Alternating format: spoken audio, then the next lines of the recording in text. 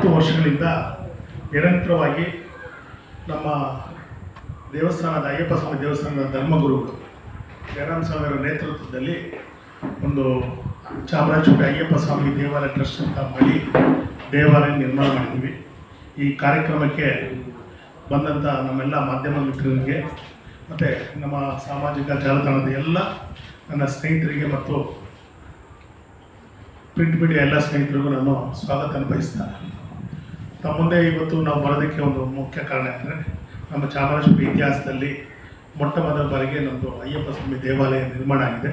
ಅದಕ್ಕೆ ಮೂಲ ಕಾರಣಕರ್ತರು ನಮ್ಮ ಗುರುಸ್ವಾಮಿಗಳು ಮತ್ತು ಧರ್ಮದರ್ಶಿಗಳು ಜಯರಾಮ್ ಸ್ವಾಮಿಯವರು. ಇದೇ ತಿಂಗಳು 18, 19, 20ನೇ ತಾರೀಕು ಶನಿವಾರ, ಭಾನುವಾರ ಮತ್ತು ಸೋಮವಾರ 3 ದಿನಗಳ ಕಾಲ ನಾವು ಮಹಾಕುಂಭಾಭಿಷೇಕದ ಕಾರ್ಯಕ್ರಮ ಹಮ್ಮಿಕೊಂಡಿದ್ದೀವಿ. ಈ ಕಾರ್ಯಕ್ರಮಕ್ಕೆ ಅನೇಕ ಮಠಾಧೀಶರು ಮತ್ತು ಸಮಾಜದ ಗಣ್ಯರು, ರಾಜಕೀಯ ಮುಖಂಡರೆಲ್ಲ ಬರ್ತಾಯಿದ್ದಾರೆ. ಈ ಕಾರ್ಯಕ್ರಮದಲ್ಲಿ ನಿಮಗೆ ಸ್ವಾಗತ ಬಯಸಿ ಈ ವಿಚಾರವಾಗಿ ನಮ್ಮ ಜಯರಾಮ್ ಸ್ವಾಮಿ ಮಾತಾಡ್ತಾರೆ. ಅದಾದಮೇಲೆ ನಾನು ವಿಚಾರವನ್ನು ತಿಳಿಸ್ತೀನಿ. ಸ್ವಾಮಿ ಶರಣಂ. ಚಾಮರಾಜಪೇಟೆ ಶ್ರೀ ಅಯ್ಯಪ್ಪ ಸ್ವಾಮಿ ದೇವಾಲಯ ಟ್ರಸ್ಟ್ ವತಿಯಿಂದ ಏನು ನಾವು 50 ವರ್ಷಗಳ ಕಾಲದಿಂದ ಚಾಮರಾಜಪೇಟೆಯಲ್ಲಿ ಅಯ್ಯಪ್ಪ ಸ್ವಾಮಿಯ ಒಂದು ದೇವಾಲಯವನ್ನು, ಅಂದರೆ ಅದು ದೇವಾಲಯವನ್ನು ಮಾಡಿಕೊಂಡಿದ್ದು, ಅದು ಶಿಥಿಲವಾಗಿ ಮತ್ತು ಚಿಕ್ಕದಾಗಿತ್ತು. ಆ ದೇವಾಲಯವನ್ನು ನಿರ್ಮಾಣ ಮಾಡಬೇಕು ಅಂತೇಳಿ ನಾವೆಲ್ಲ ಚಾಮರಾಜಪೇಟೆಯಲ್ಲಿರ್ತಕ್ಕಂಥ ಎಲ್ಲ ನಮ್ಮ ಸಹೋದ್ಯೋಗಿಗಳು ಮತ್ತು ಎಲ್ಲ ಸ್ವಾಮಿಗಳು, ಎಲ್ಲ ಭಕ್ತಾದಿಗಳು ನಿರ್ಣಯ ಮಾಡಿ ಆ ಜಾಗವನ್ನು ನಾವು ಬೆಲೆಗೆ ತೆಗೆದುಕೊಂಡು ಹೊಸದಾಗಿ ನೂತನ ಅಯ್ಯಪ್ಪ ಸ್ವಾಮಿ ದೇವಾಲಯವನ್ನು ನಿರ್ಮಾಣ ಮಾಡಿದ್ದೇವೆ. ಆ ದೇವಾಲಯ ಈಗ 18 ಮತ್ತು 19, 20ನೇ ತಾರೀಕು 3 ದಿನಗಳ ಕಾಲ ವಿಜೃಂಭಣೆಯಿಂದ ವೇದ ಶಾಸ್ತ್ರ ಪ್ರಕಾರವಾಗಿ ಅದನ್ನು ಪ್ರತಿಷ್ಠಾಪನೆಯನ್ನು ಮಾಡ್ತಾ ಇದ್ದೀವಿ. ಕುಂಭಾಭಿಷೇಕ ಮತ್ತು ಇದನ್ನು ಲೋಕಾರ್ಪಣೆ ಕಾರ್ಯಕ್ರಮವನ್ನು ಮಾಡ್ತಾ ಇದ್ದೀವಿ. ಈ ಕಾರ್ಯಕ್ರಮದಲ್ಲಿ ಹೆಸರಾದಂಥ ಎಲ್ಲ ಮಹನೀಯರು, ಸ್ವಾಮೀಜಿಗಳು, ಜಗದ್ಗುರುಗಳು ಎಲ್ಲರೂ ಬರ್ತಾ ಇದ್ದಾರೆ. ಹಾಗೆ ನಮ್ಮ ರಾಜ್ಯದ ಮಾನ್ಯ ಮುಖ್ಯಮಂತ್ರಿಗಳು, ಉಪಮುಖ್ಯಮಂತ್ರಿಗಳು, ನಮ್ಮ ಮುಜರಾಯಿ ಇಲಾಖೆಯ ಸಚಿವರಾದ ರಾಮಲಿಂಗಾರೆಡ್ಡಿಯವರು, ಹಾಗೆ KM ನಾಗರಾಜರವರು, ಹೀಗೆ ಇತರ ಎಲ್ಲ ಗಣ್ಯ ವ್ಯಕ್ತಿಗಳು ಇದೆಲ್ಲ ಆಗಮಿಸ್ತಾ ಇದ್ದಾರೆ.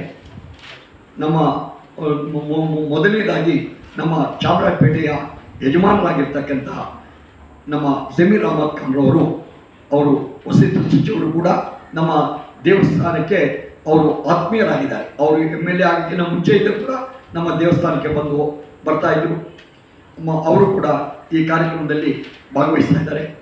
ಹಾಗೆ ಎಲ್ಲ ಭಕ್ತ ಮಹಾಶಯರು, ಯಾಕೆಂದರೆ ನಮ್ಮ ಚಾಮರಾಜಪೇಟೆ 50 ವರ್ಷಗಳ ಇತಿಹಾಸ ಉಳ್ಳಂಥ ಒಂದು ದೇವಸ್ಥಾನ. ಮುಂಚೆ ಚಾಮರಾಜಪೇಟೆಗೆ ಇದು ಅಯ್ಯಪ್ಪ ಸ್ವಾಮಿಗೆ ಹೋಗುವಂಥವರಿಗೆ ನಮ್ಮ ಬೆಂಗಳೂರಿನಲ್ಲಿ ಅಷ್ಟೊಂದು ವಿಷಯವಾಗಲಿ, ಅಯ್ಯಪ್ಪ ಸ್ವಾಮಿ ಮಹಿಮೆ ಆಗಲಿ ತಿಳಿಸುವಂಥ ಯಾವುದೇ ಇರಲಿಲ್ಲ. ನಮ್ಮ ಬೆಂಗಳೂರಿನಲ್ಲಿ ಪ್ರಪ್ರಥಮವಾಗಿ ಅಯ್ಯಪ್ಪ ಸ್ವಾಮಿ ದೇವಸ್ಥಾನ ಅಂದರೆ ಅದು ಕಲಾಸಿಪಾಳ್ಯ ಅಯ್ಯಪ್ಪ ಸ್ವಾಮಿ ದೇವಸ್ಥಾನ. ತದನಂತರ ದೇವಸ್ಥಾನ ಮಾಡಿದ್ದು ನಮ್ಮ ಚಾಮರಾಜಪೇಟೆ ಅಯ್ಯಪ್ಪ ಸ್ವಾಮಿ ದೇವಸ್ಥಾನ. ಇಲ್ಲಿ ಎಷ್ಟೋ ಮಹನೀಯರು ಅಲ್ಲಿಂದ ಯಾತ್ರೆ ಮಾಡಿ, ಚಿಕ್ಕ ಮಕ್ಕಳಾಗಿದ್ದರು 50 ವರ್ಷದಿಂದ, ಈಗ ಅವರೆಲ್ಲ ಯಾತ್ರೆ ಮಾಡಿ ಅಯ್ಯಪ್ಪ ಸ್ವಾಮಿಯ ವರಪ್ರಸಾದವನ್ನು ತೆಗೆದುಕೊಂಡು ಅವರು ಒಳ್ಳೆ ವಿದ್ಯೆಯನ್ನು ಪಡೆದು ದೇಶ ವಿದೇಶಗಳಲ್ಲಿ ನೆಲೆಸಿದ್ದಾರೆ. ಈಗ ನಮ್ಮ ಕುಂಭಾಭಿಷೇಕಕ್ಕೆ ದೇಶ ವಿದೇಶಕ್ಕೂ ಕೂಡ ಬರ್ತಾ ಇದ್ದಾರೆ. ಹೀಗೆ ಅದ್ಭುತ ಮಹಿಮೆ ಉಳ್ಳಂಥ ನಮ್ಮ ಚಾಮರಾಜಪೇಟೆ ಅಯ್ಯಪ್ಪ ಸ್ವಾಮಿ ದೇವಾಲಯ. ಇದಕ್ಕೆ ನಾನು ಧರ್ಮದರ್ಶಿ ಮತ್ತು ಗುರುಸ್ವಾಮಿಯಾಗಿ ಆ ದೇವಸ್ಥಾನವನ್ನು ನಡೆಸಿಕೊಂಡು ಮತ್ತು ಅಲ್ಲಿನ ಪೂಜಾ ಕೈಕಾರಗಳನ್ನು ನಾವು ನಡೆಸ್ಕೊಂಡು ಬರ್ತಾ ಇದ್ದೇವೆ. ಅದರಿಂದ ಈ ಕುಂಭಾಭಿಷೇಕ ಕಾರ್ಯಕ್ರಮ ವಿಜೃಂಭಣೆಯಿಂದ ನಡೀಬೇಕು. ಇದು ಎಲ್ಲರೂ ನಮ್ಮ ಕರ್ನಾಟಕದ ಮತ್ತು ಬೆಂಗಳೂರು ಮಹಾನಗರ ಇದಕ್ಕೆಲ್ಲ ಭಕ್ತ ಮಹಾಶಯರಿಗೂ, ಯಾಕೆಂದರೆ ನಮ್ಮಲ್ಲಿ ಸುಮಾರು 10 ಲಕ್ಷ ಜನ ಮೇಲ್ಪಟ್ಟು ನಮ್ಮ ದೇವಸ್ಥಾನದ ಯಾತ್ರೆ ಮಾಡಿದ್ದಾರೆ 50 ವರ್ಷಗಳಲ್ಲಿ. ಯಾಕೆಂದರೆ ಅವರಿಗೆಲ್ಲ ನಾವು ಪತ್ರಿಕೆ ಆಗ್ತಾ ಇಲ್ಲ.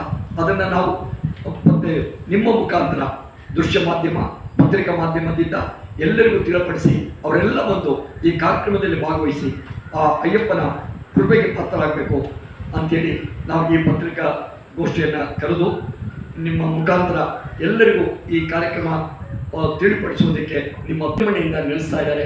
ಎಲ್ಲರೂ ಇದನ್ನು ಬಂದು ಅವರ ದರ್ಶನ ಭಾಗ್ಯವನ್ನು ಪಡೆದು ವರವನ್ನು ಪಡಿಬೇಕಂತೇಳಿ ನಾವು ನಮ್ಮ ಸಮಿತಿ ವತಿಯಿಂದ ನಮ್ಮೆಲ್ಲ ಇವರಿಂದ ನಾವು ಎಲ್ಲರಿಗೂ ಪ್ರಾರ್ಥನೆ ಮಾಡ್ಕೊಳ್ತೀವಿ.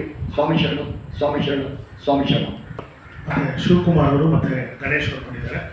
ಅವರು ತಮಗೆ ಪರಿಚಯ ಮಾಡಿಸ್ಬೇಕಾಯ್ತು, ಮೊದಲೇ ಮುಂಚೆನೇ ಹೇಳ್ಬೇಕಾಯ್ತು. ಇವರೆಲ್ಲರೂ ಬಂದು 30-40 ವರ್ಷಗಳಿಂದ ಅಯ್ಯಪ್ಪ ಸ್ವಾಮಿ ಯಾತ್ರೆಯನ್ನು ಮಾಡ್ಕೊಂಡು ಬರ್ತಾಯಿದ್ರು. ನಾವು ಇವರ ಹಿಂದೆ ನಾವು ಅವ್ರ ಹಿಂದೆ ನಾವು ಹೋದವರು. ಇವರೆಲ್ಲ ಮೊದಲಿಗೆ ಯಾತ್ರೆ ಮಾಡಿ ಇವ್ರ ಹಿಂದೆ ಇವ್ರ ಜೊತೆ ನಾವು ಯಾತ್ರೆ ಮಾಡ್ಕೊಂಡು ಬರ್ತಾಯಿದ್ವಿ. ಒಂದೇ ಒಂದು ವಿಚಾರ ಅಂದರೆ ಭಾಳ ಇತಿಹಾಸ ಇರ್ತಕ್ಕಂಥ ಒಂದು ಕ್ಷೇತ್ರದಲ್ಲಿ ನೂತನವಾಗಿ ನಾವು ಅಯ್ಯಪ್ಪ ಸ್ವಾಮಿ ದೇವಾಲಯವನ್ನು ಜಯರಾಮ್ ಸ್ವಾಮಿ ಅವರ ನೇತೃತ್ವದಲ್ಲಿ ನಿರ್ಮಾಣಗೊಂಡಿದೆ. ಸಾವಿರಾರು ಸಂಖ್ಯೆಯಲ್ಲಿ ಅಯ್ಯಪ್ಪ ಸ್ವಾಮಿ ಭಕ್ತರು ಬರ್ತಾಯಿದ್ದಾರೆ. ನಿಮ್ಮ ಮುಖಾಂತರ ಮತ್ತೊಮ್ಮೆ ಅವ್ರಿಗೆ ಪ್ರಚಾರ ಆಗಲಿ, ಎಲ್ಲರೂ ಬಂದು ಸ್ವಾಮಿಯ ಕೃಪೆ ಪಾತ್ರರಾಗಿ ದೇವರ ದರ್ಶನ ಪಡೀಲಿ ಅಂತ. ಒಂದು 2 ವಿಶೇಷ ಏನಂದರೆ, ದೇವಸ್ಥಾನ ಜೊತೆಗೆ ಶಬರಿಮಲೆಯಲ್ಲಿ ಯಾವ ಥರ ದೇವಾಲಯ ಇದೆ ಅದೇ ಥರ ಒಂದು ನಿರ್ಮಾಣ ಕೃತಕವಾಗಿ ನಾವು ನಿರ್ಮಾಣ ಮಾಡ್ತಾಯಿದ್ವಿ. 18 ಪಡಿ ಅಂದಿ ಇರ್ತಕ್ಕಂಥ ಒಂದು ದೇವಾಲಯವನ್ನು ನಿರ್ಮಾಣ ಮಾಡಿ, ಯಾರು ಅಲ್ಲಿ ಪಡಿ 18 ಮೆಟ್ಲು ಹತ್ತಕ್ಕಾಗಲ್ವೋ ಅವ್ರಿಗೊಂದು ಇಲ್ಲೊಂದು ಸುವರ್ಣ ಅವಕಾಶವನ್ನು ಮಾಡಿದ್ದೀವಿ. ಅದನ್ನು ಭಕ್ತಾದಿಗಳು ಮತ್ತು ನಮ್ಮ ನಾಗರಿಕ ಬಂಧುಗಳು ಅದನ್ನು ಸದುಪಯೋಗ ಪಡಿಸ್ಕೋಬೇಕು, ಜೊತೆಗೆ ಸ್ವಾಮಿಯ ಕೃಪೆಗೆ ಪಾತ್ರ ಆಗಬೇಕು ಅಂತೇಳಿ ಈ ಪತ್ರಿಕಾಗೋಷ್ಠಿ ಕರೆದಿದ್ದೀವಿ. ತಾವೆಲ್ಲ ಬಂದಿದ್ದಕ್ಕೆ ಮತ್ತೊಮ್ಮೆ ವಂದನೆಗಳು. ಏನಾರ ಪ್ರಶ್ನೆ ಕೇಳಾಗಿದ್ರೆ ಸರ್, ಈಗ ನಾವು ನಮ್ಮ ಸಮಿತಿಯಿಂದ ಕರ್ನಾಟಕ ರಾಜ್ಯದ ಮುಖ್ಯಮಂತ್ರಿ ಸಿದ್ದರಾಮಯ್ಯ ಸಾಹೇಬರಿಗೆ ಆಹ್ವಾನ ಮಾಡಿದ್ದೀವಿ. ಉಪಮುಖ್ಯಮಂತ್ರಿ DK ಶಿವಕುಮಾರ್ ಸಾಹೇಬರು ಬರ್ತಾರೆ. ಯಾಕಂದರೆ ನಮ್ಮ ಅಯ್ಯಪ್ಪ ಸ್ವಾಮಿ ದೇವಾಲಯದಲ್ಲಿ ಅವರು ಪ್ರತಿ ವರ್ಷ ಇರುಮುಡಿನ ಕಟ್ಟಿ ಮತ್ತು ಶಬರಿಮಲೆ ಯಾತ್ರೆ ಮಾಡೋದು, ಅವರು ಬರ್ತಾಯಿದ್ದಾರೆ. ಜೊತೆಗೆ ನಮ್ಮ ಕ್ಷೇತ್ರದ ಕೇಂದ್ರ ಬಿಂದು ಸರ್ವಧರ್ಮ ನಾಯಕರು BZ ಜಮೀರಣ್ಣ ಅವರೇ ಅಧ್ಯಕ್ಷತೆ ವಹಿಸ್ತಾರೆ. 3 ದಿನ ಕಾರ್ಯಕ್ರಮದಲ್ಲಿ ಅವರ ಅಧ್ಯಕ್ಷತೆಯಲ್ಲಿ ನಾವು ಕಾರ್ಯಕ್ರಮ ನಂಬ್ಕೊಂಡಿದ್ದೀವಿ. ಜೊತೆಗೆ ಲೋಕಸಭಾ ಸದಸ್ಯರು PC ಮೋಹನ್ ಅವರು, ಮುಜರಾಯಿ ಸಚಿವರಾದ ರಾಮಲಿಂಗಾರೆಡ್ಡಿ ಸಾಹೇಬರು, ಮತ್ತು ನಮ್ಮ ವಿಜಯನಗರ ಕ್ಷೇತ್ರದ ಶಾಸಕರು M ಕೃಷ್ಣಪ್ಪವರು, ಮತ್ತೊಬ್ಬರು ಮಾಜಿ ವಿಧಾನ ಪರಿಷತ್ ಸದಸ್ಯರು UB ವೆಂಕಟೇಶ್ ಅವರು, ಅನೇಕ ರಾಜಕಾರಣಿಗಳಿಗೂ ಜೊತೆಗೆ ನಮ್ಮಲ್ಲಿ 5 ಜನ ಜಗದ್ಗುರುಗಳು ಬರ್ತಾ ಇದ್ದಾರೆ. ಆದಿಚುಂಚನಗಿರಿ ಮಠದಿಂದ, ಸಾಲೂರು ಮಠದಿಂದ, ಮತ್ತು ವಿಶ್ವ ಒಕ್ಕಲಿಗರ ಮಠದಿಂದ, ಮತ್ತು ಈಶ್ವರಾನಂದಪುರಿ ಕನಕಪೀಠದಿಂದ ಅವರು ಬರ್ತಾ ಇದ್ದಾರೆ. 5 ಜನ ಜಗದ್ಗುರುಗಳು ಬರ್ತಾ ಇದ್ದಾರೆ. ಅವು 18ನೇ ತಾರೀಕು ಬೆಳಿಗ್ಗೆ ನಮ್ಮದು ಗಂಗೆ ಪೂಜೆ ಒಂದು ಮೆರವಣಿಗೆ ಆಗುತ್ತೆ. ಅವತ್ತು ಚಿಕ್ಕರಸಿಕೆರೆ ಬಸವಣ್ಣವ್ರನ್ನ ನಮ್ಮ ಕ್ಷೇತ್ರಕ್ಕೆ ಬರಮಾಡ್ಕೊಂಡಿದ್ದೀವಿ. ಆ ಬಸವಣ್ಣವರ ಜೊತೆ ನೇತೃತ್ವದಲ್ಲಿ ಒಂದು 150 ಜನ ಮಹಿಳೆಯರು ಕಳಸವನ್ನು ಹೊತ್ಕೊಂಡು ಗಂಗೆ ಪೂಜೆ ಕಾರ್ಯಕ್ರಮನ ಭಾಳ ವಿಜೃಂಭಣೆಯಿಂದ ಮಾಡ್ತಾಯಿದ್ವಿ. ಇದೊಂದು ಭಾಳ ವಿಶೇಷ ಇದೆ. ಇದರಲ್ಲಿ ನಾವು ಜಾತಿ ಧರ್ಮ ಯಾವುದು ಇಟ್ಕೊಂಡಿಲ್ಲ. ಸರ್ವಧರ್ಮ ಅಯ್ಯಪ್ಪ ಅಂತೇಳಿ ನಮ್ಮ ಕ್ಷೇತ್ರಕ್ಕೆ ಭಾಳ ಹೆಸರಿದೆ. ಆ ಕಾರಣದಲ್ಲಿ ಎಲ್ಲ ಧರ್ಮದವರು ಭಾಗವಹಿಸಿ ಈ ಕಾರ್ಯಕ್ರಮ ಯಶಸ್ವಿಗೊಳಿಸಬೇಕು. ನಮ್ಮ ಜೊತೆಗೂಡಿ ಕಾರ್ಯಕ್ರಮ ಮಾಡ್ತಾ